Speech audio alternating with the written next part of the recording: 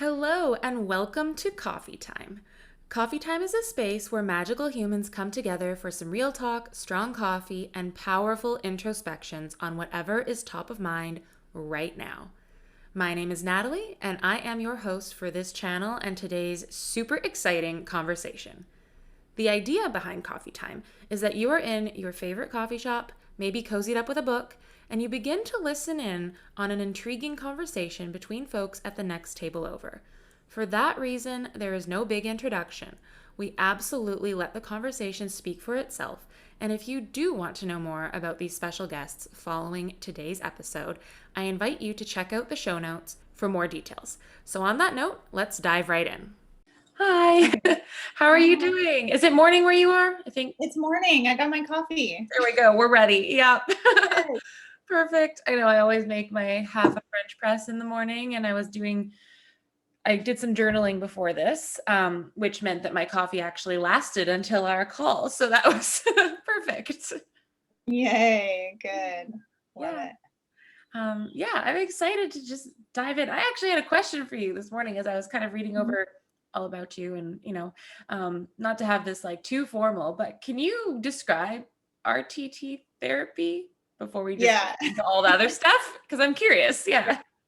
Yeah. A lot of people, so RTT is not very well known in the States. It's more, it's popular in the UK because that's where it was developed. So it was developed by Marissa Peer, who's one of Britain's top therapists. And really, it's a combination of cognitive behavioral therapy, hypnotherapy, psychotherapy, and NLP, so neuro linguistic programming. So it's a hybrid of all those Right. different Okay. techniques.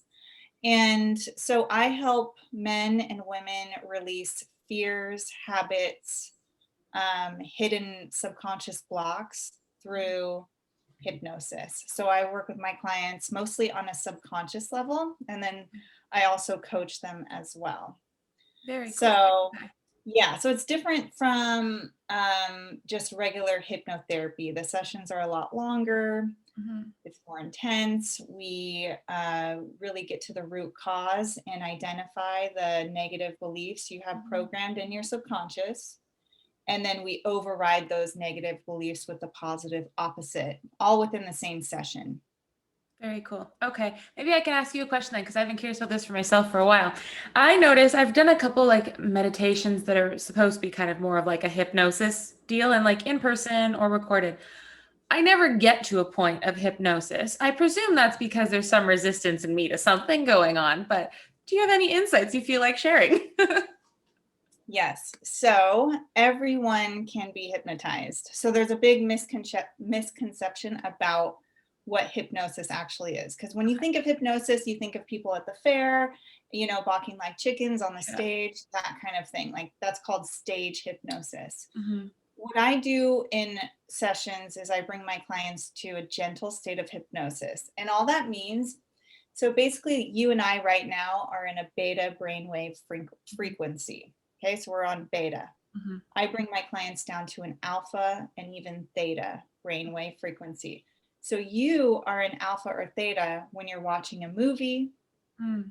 when you're on a walk, when you're driving. People are in alpha and theta all the time when they're driving. They're in that kind of daydreamy Goes to type track state. one and you just kind of go with it. Yeah. Yeah, so that's exactly the kind of state, the kind of relaxation you want to be in to Okay. be able to access the subconscious mind. Interesting. Okay, that makes sense because I've actually been doing some. I don't know the technical term for it. It's like regression in a sense.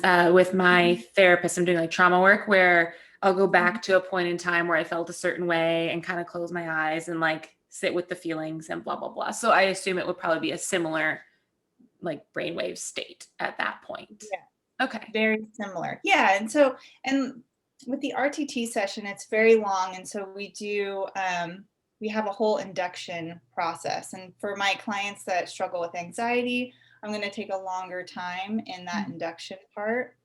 And then yes, we use regression. So I regress them back to past experiences that have everything to do with why they're struggling with whatever issue they're struggling with. And I've never had, I've worked with so many clients. I've never had any issues with people feeling like they weren't in a hypnotic state. But I always explain to them, it's not going to feel weird. You're going to be in control the whole time. Now, I will say that some people go deeper than other people. And, I'm not one of those people. So, I have clients that will go back to being in their mother's womb. I have people that go to past lives. Yeah. They go very deep. I've never experienced that myself. So everyone's different, but it all works for everyone. So. No, that's awesome. And I think the thing that's happened for me in the times I've done it is I always still had that running like first person dialogue, like analyzing the situation. So I never was able to surrender into that. I think, and maybe because I was expecting some big aha moment or like, that walking like a chicken thing to happen, and to just realize it's more like the way that I'm kind of hearing it, at least, is like a facilitated meditative state versus going into Yeah, myself, if that makes sense. I don't know, but exactly. It's like being in a meditation, but you're being guided through that meditation with a real person. yeah. Yeah. Yeah, I love that. exactly. And the topic too, when you say the different levels, like that resonates in terms of like the work I've done in Akashic Records, because I know some people really quickly get past life information and all that sort of thing. And for me, it has started to come up, but it's also been made clear that it's just not a thing I necessarily need to dive into right now. And so I might access things more to do with the present or whatever. And just kind of trusting that what is needed is coming through, I think, is a big part of any of these processes that we go through. Yes, trusting that whatever comes up is what is meant to come up. Exactly. Exactly. Yeah. Like, how did you get into this? I know we had a bit of a back and forth about our similar histories, which I'm totally down to talk about. So I'll let you lead with whatever you want to dive into, but I'm just curious kind of how it came into your life. Okay, so my journey to doing what I do now really starts way back. So, as a child, I was a very sensitive child. I wouldn't say that I had necessarily extreme, trauma that happened to me. I don't think I was ever sexually abused. I wasn't physically abused. I was definitely emotionally abused, but I was overall just very sensitive. I, I was depressed as a child. And then into my teens, I developed an eating disorder in my early teens, which stuck with me for 13 years. And I also got into drugs very early on. So started doing some pretty hard drugs around age 14, and really just struggled with depression and anxiety, and just kind of running away from my feelings using my eating disorder and the addictions.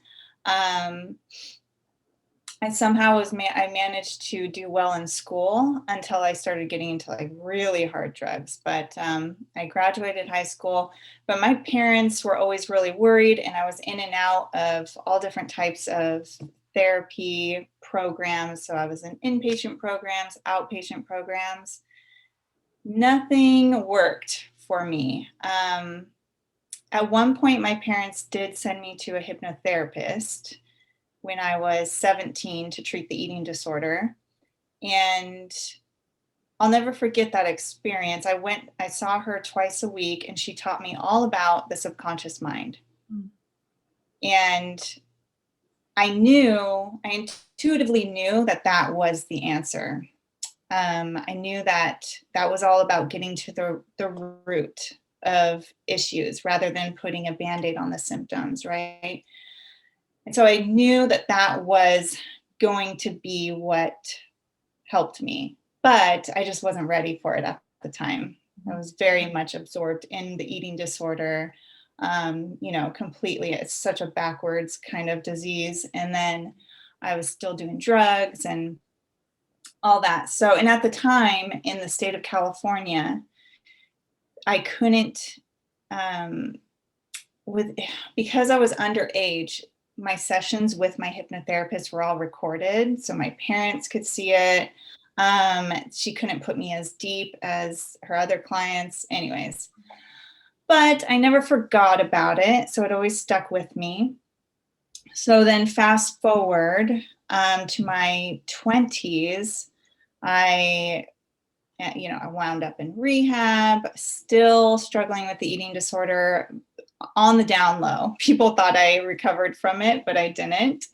So that was like a deep, dark secret for me. And what was really heartbreaking about that, not to get off too much on a tangent, but when I was sober, I was, being congratulated and people were praising me for being sober. But what they didn't know is that whenever I was sober, I was so stuck in my eating disorder. And that was for me worse Yeah. than being, messed up on drugs and alcohol, because I had no one to talk to about it. I had such shame about it. Oh, so I would flip flop between the two constantly. I wound up in like psych wards multiple times for suicide attempts. So things were going downhill. Somehow I ended up meeting my soulmate and we ended up getting married, and which was crazy, but I don't know, he saw something in me that I don't know, but it was amazing. And I got pregnant right away, like 3 months after we were married. And that's when I decided to really go on this healing journey. I got off all the medication I was on. I was probably on like 8 different medications just from different doctors trying to fix me, right? Got off all the medication and just faced my issues head on. So I dove deep into all the different modalities and wound up in subconscious work. Mm. So I did subconscious work on my own for about 5 to 6 years. I made it my main priority. I got up at like 4 something in the morning. I meditated. I got very into Joe Dispenza's work. And that journey for me was all about discovering why I struggled the way I struggled. Like what was the root of it? I had a lot of shame and guilt. And so I had to go through that, self-forgiveness process and all that. Yep, I know that And one. yeah, oh yeah, yeah. And I could talk all about shame and forgiveness. Oh my gosh. But so I went through that and it was just, I was having the time of my life really, because I made in my healing journey, it was like my hobby. And Mm. then I was getting into spirituality and I was just like on cloud nine. I was so excited. And then one day I'm listening to a podcast and I heard Marissa Peer on the Just Lively podcast. Mhm. And I just knew right away that this was something special. RTT was something special. And once I experienced it, I realized it was like years of talk therapy and meditation jammed into a single session. Like it's all the work I was doing for the past 5, 6 years in a single session. And so it blew me away. And at the time I owned an online clothing store. And I had 2 little kids. We had just bought a house. So I didn't have that much extra money. So I wanted to go into the training and then realized how much it was and decided I would manifest the training because I knew that I wouldn't be able to throw down that kind of money on it. And long story short, I ended up manifesting a grant through the Just Lively team and the Marissa Peer team did this first like scholarship program. So I was the 1 out of 2 people in the US to go.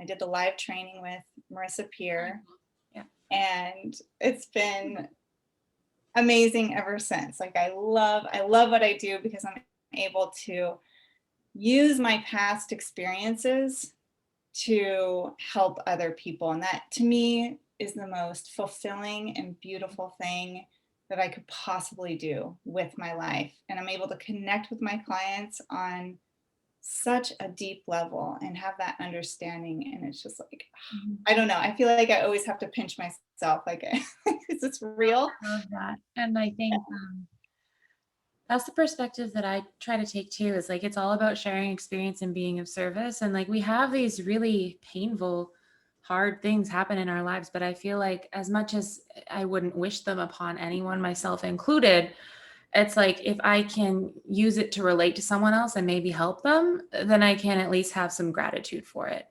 Right. And I think Mhm. that's a really powerful way to kind of shift the narrative and shift my relationship with whatever that thing was. But a lot of what you just shared, like obviously we have very different, very different journeys, but there's some big similarities that came through there. Like you mentioned the kind of that seesaw between the addiction with, like substances, alcohol, which I kind of group as the same thing, but, and like the disordered eating or eating disorder, whichever term, feels best for you. And like, I definitely resonate with that. I know for myself, like, I think my addiction started a lot earlier than I realized because I kind of mapped it to when I took my first drink and then my first like intentional use of drugs. But what I realize now is it goes back to like the first time I had a migraine and I was given at the time like Dimetap or something because I was 6 years old. And my instant feeling was that I wanted more. And I think the thing that stands out for me, and at least my story, and I don't know if you can resonate, is it really was like I was constantly trying to fill something that those habits just couldn't satisfy.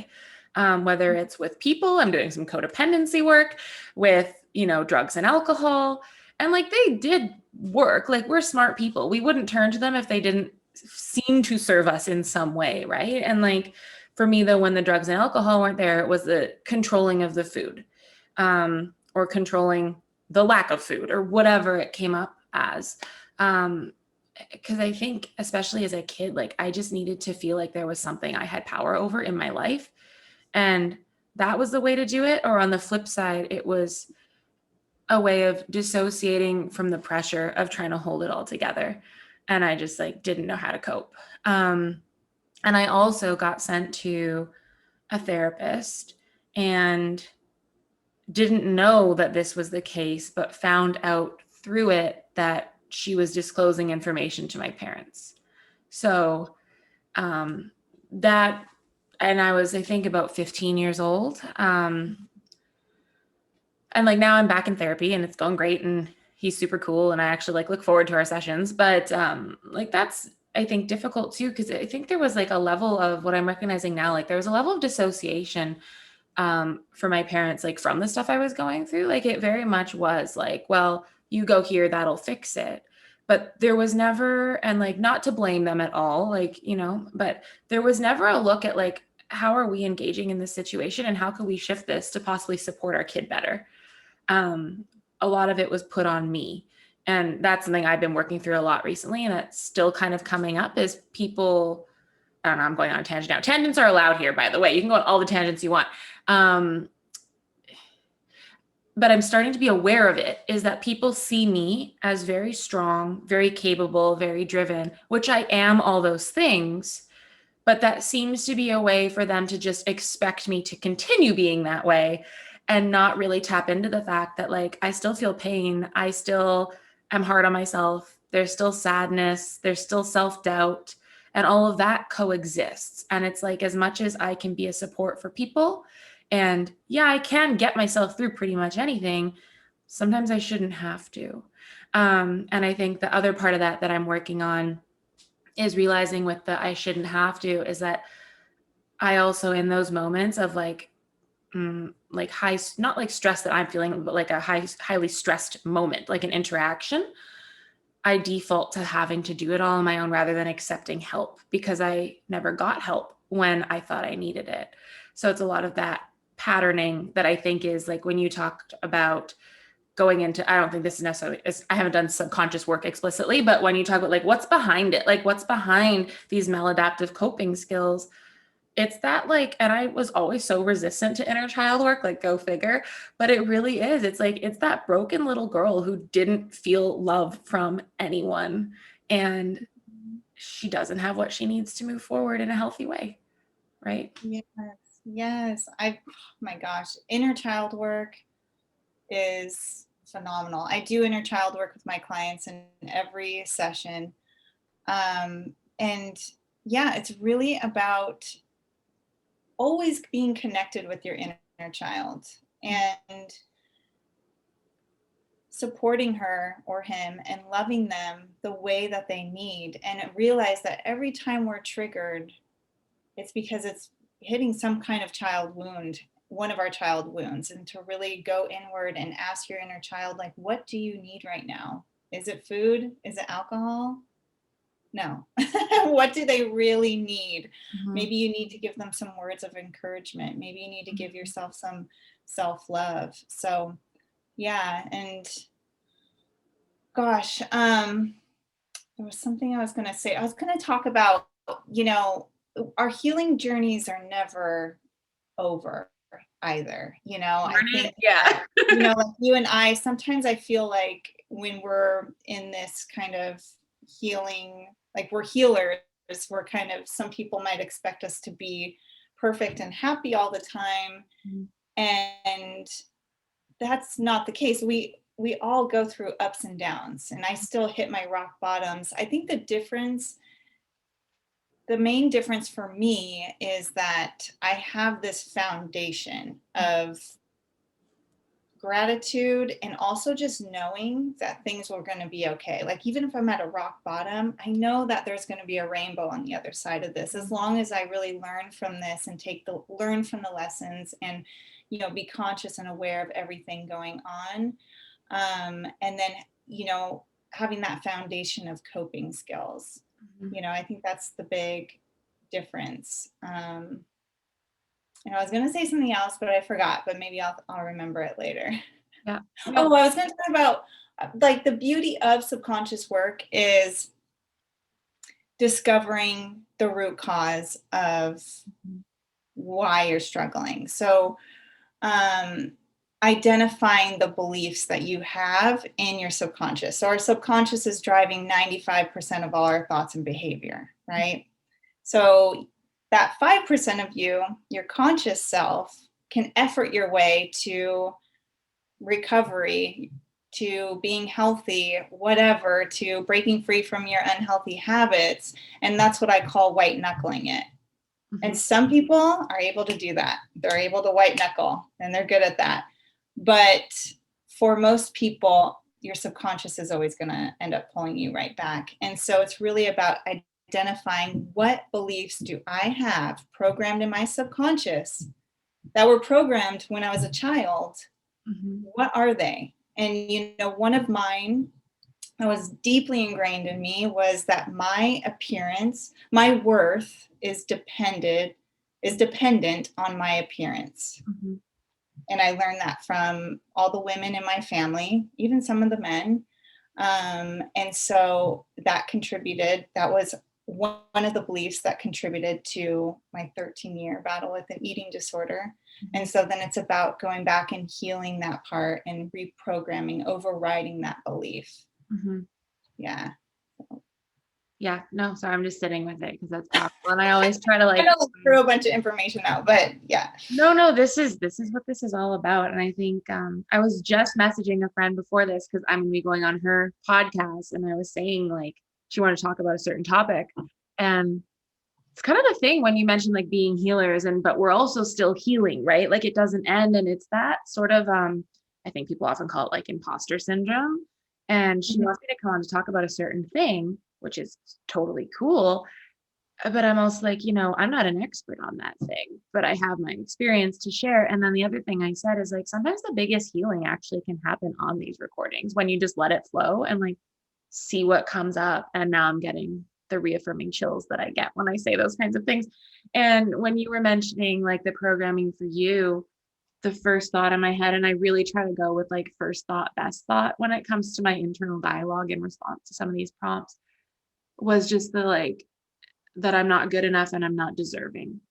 And I think that's the big underlying thing that is also driving a lot of the current fear and insecurity and, difficulty trusting, which also comes, of course, from interactions in past relationships. Because I have some lovely folks with narcissistic tendencies in my recent past, and especially when you're someone who hasn't felt you deserve love, like it makes sense. I found myself with those people, right? Mm. And that's no small feat to work through any of this programming, really. However, identifying it, like you're talking about, like however you come to that conclusion, doing the work to see like, oh, that's the thing, is a huge step to even just in the moment realize like that's what came up. And I had an experience with that last night. If you're open to it, I can share. Mhm. But so my partner is so wonderful, sent me this gift, and it was honestly like the perfect gift. I was so excited and like whatever, but I put it on the counter knowing I should not put it on the counter, and I left it there. And within a couple hours of getting this thing, I knocked it off the counter and broke it. And No. I felt awful. And I messaged him right away. I was like, I'm so sorry. Like, you did this awesome thing. And honestly, the thought that came through is you did this awesome thing and I ruined it. Like, but it was an accident. And I know objectively, I didn't ruin anything. But then I noticed too that they were trying to support me through that, which, like, yeah, an awesome partner would try to support you through that and be like, you know what, it's okay. And it really isn't a big deal. Like, it sucks, it's sad, but it's okay. And I was resistant to accepting that help, like that support. So that was kind of the next layer. Like the first layer was like putting all the pressure on myself that I destroyed this thing. But it's more like a metaphor, the thing I broke was kind of a metaphor for me taking all of that on. And then the next part was not realizing, like, in that moment, like I am in this healthy, supportive partnership where I can accept that support because I'm not used to that. I'm used to if something like that happened, I would have to worry about all the repercussions because the people around me were so unstable themselves that they couldn't cope.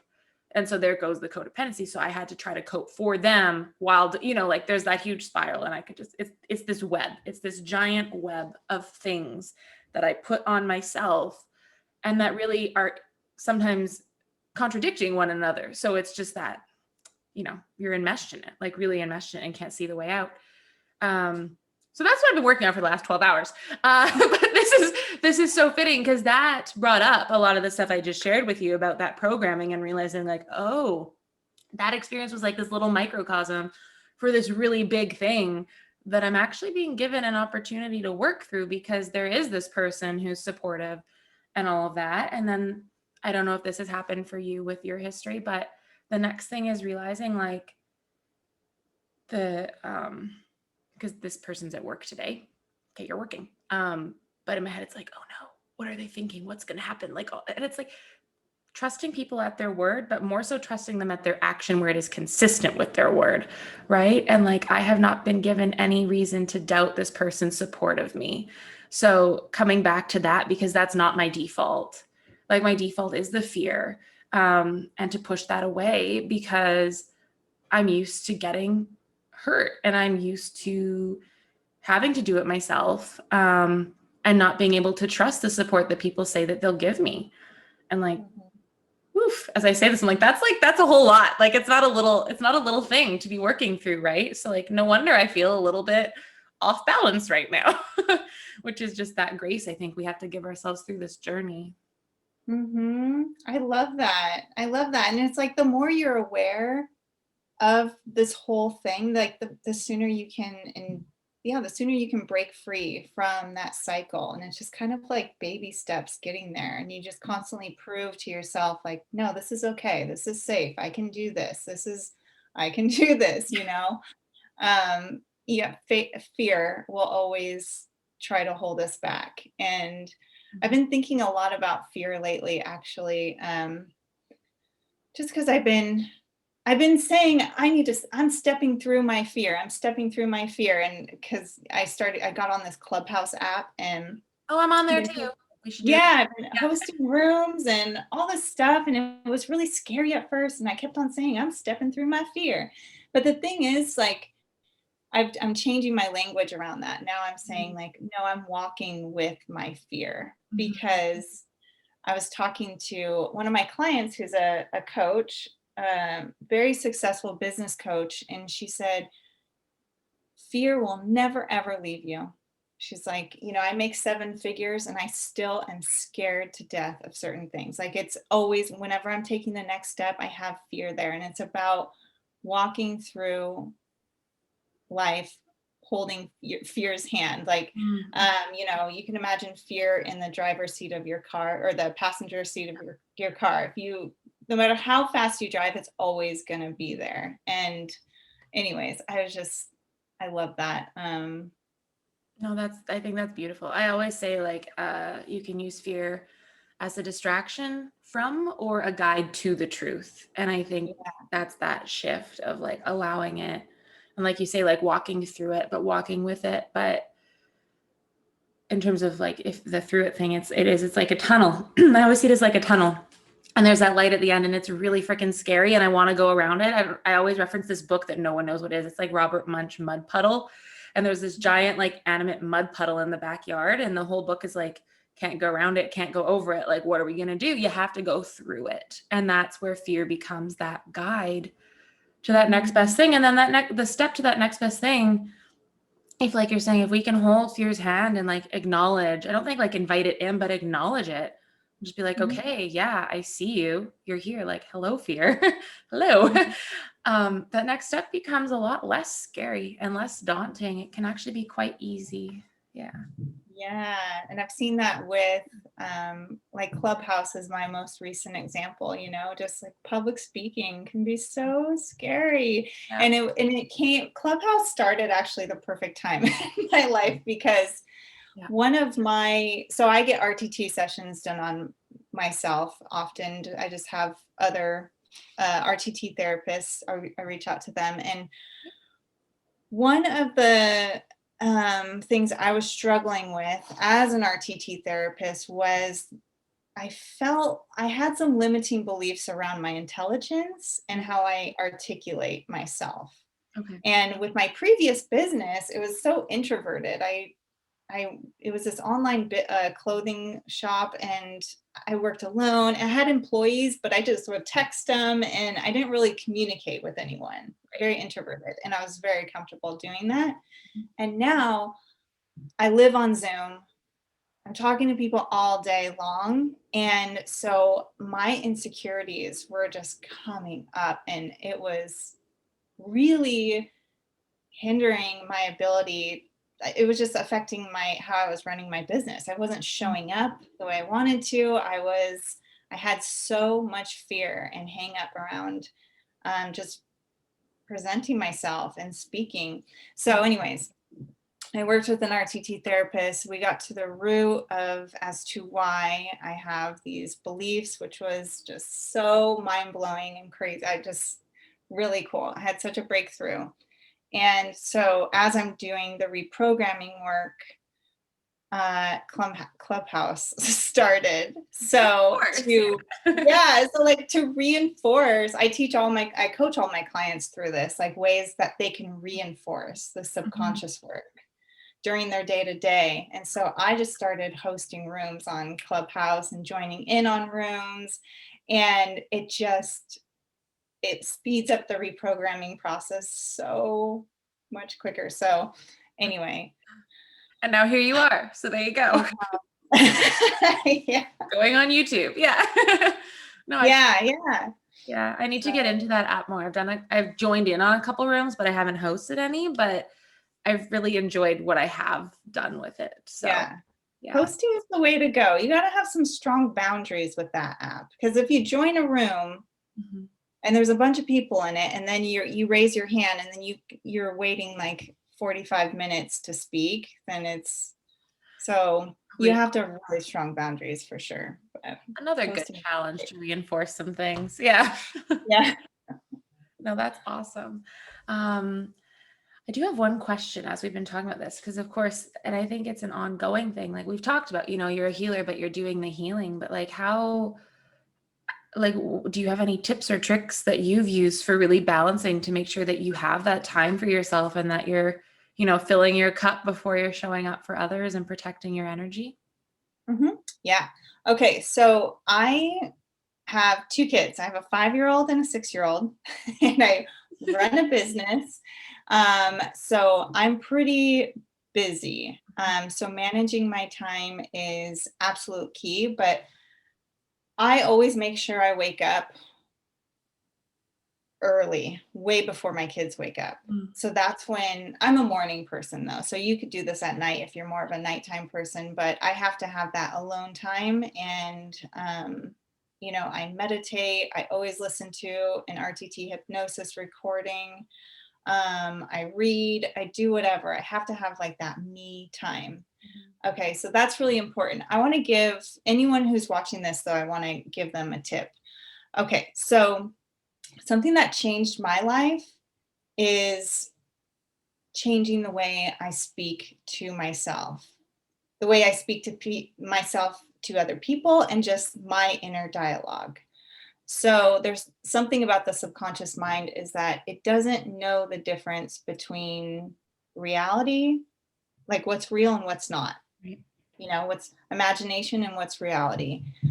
So you can tell it whatever you like, just tell it what you want it to start believing. So if you walk in front of a mirror and your immediate thought is, oh, I look disgusting, my hair's a mess, I look fat, whatever, to start catching that negative self-talk. So get in the habit of catching your negative self-talk and replacing it with something positive. Okay. And so that's going to feel weird. Consciously, that's going to feel like you're lying to yourself. Right. Your conscious mind is going to be like, no, you actually do look like crap. Hi, honey. Yeah. But your subconscious mind doesn't know the difference. Mm. And so over time, you will reprogram that way. It will change your life if you get in the habit of catching your negative self-talk and replacing it with positive. Get in the habit of just speaking to yourself like you would speak to your younger self. And I promise you, you can get in this habit, because whenever I say something negative, like I catch it right away. Like it's just not normal. Whenever my kids say something negative about themselves, I mean, it is like, or anyone, a friend, it's like such a big red flag. So you can get in the habit. And so just changing your dialogue will change your life. So that is like my number one self-care tip. And you can use it in any area of your life. You can kind of journal where most of your negative self-talk happens. Like, is it at work? Maybe it's when you're getting ready in the morning. And, just start working on that and changing that.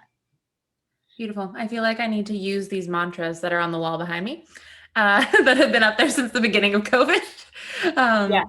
Because that can be a really great place to start too. Like I have one, actually funny, we're talking, I have some other things posted on the wall in front of my computer, so I look at them all day. And one of them is and today all of my work right now is centered around like my solar plexus. It's just where it's kind of falling. And that's why I'm also wearing my tiger's eye, because I needed something kind of grounding that fit to that area. But I have a yellow card up here that just says, I am brave, I am brave, I am brave. And I think bravery for me, as I'm looking at this now, as you're saying this, used to mean something different, right? Like brave was like that whole like head up, power through, off you go. But I think right now, bravery is more like working on that trust and that being okay with myself, where I'm at on this journey, and like that vulnerability, and like holding hands with fear as I move through these big things that I'm trying to reprogram. Bravery is actually staying in the discomfort rather than pushing through it.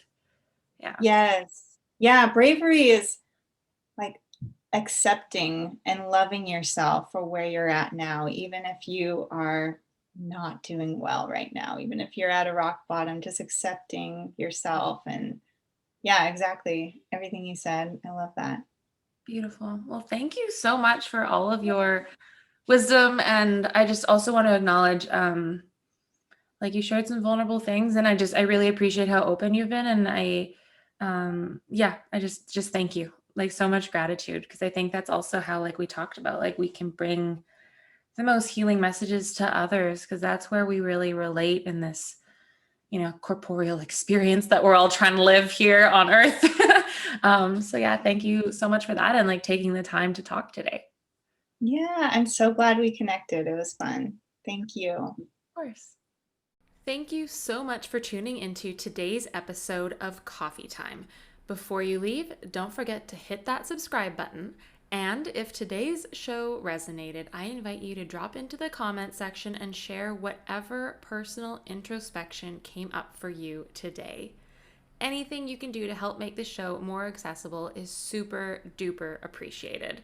Until next time, I am your host and coffee drinking companion, Natalie, wishing you a beautifully caffeinated day.